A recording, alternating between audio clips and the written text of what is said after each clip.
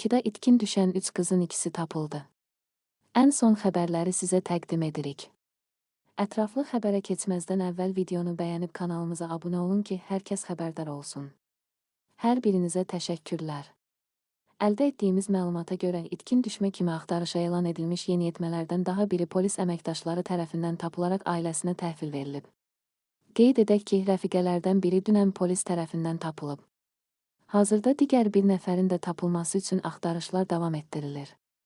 Xatırladaq ki, Bakıda 3 qızın itkin düşməsi ilə bağlı xəbər vermişdik. Martın 17-si yetkinlik yaşına çatmayan 3 rəfiqə evdən çıxıb və bir daha geri qayıtmayıb.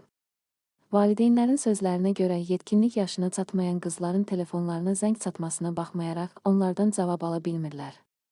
Sosial şəbəkədə istifadəçilərdən biri paylaşımında bildirib ki, qızlardan birinin anası onlarla əlaqə saxlayıb və qızların Əli adlı gənc oğlanla birlikdə Abşeron rayonunun Xırdalan şəhərində bir evdə qaldıqlarını deyib. Əlinin səs yazıları var, bu gənc oğlan qızların Dubaya və rayonlara müştəriyə göndərilməsi barədə anaya səs atıb deyə paylaşımı edən şəxs qeyd edib.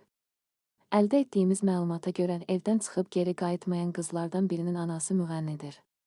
Kanalımıza abunə olmağı və videonu like etməyi unutmayın.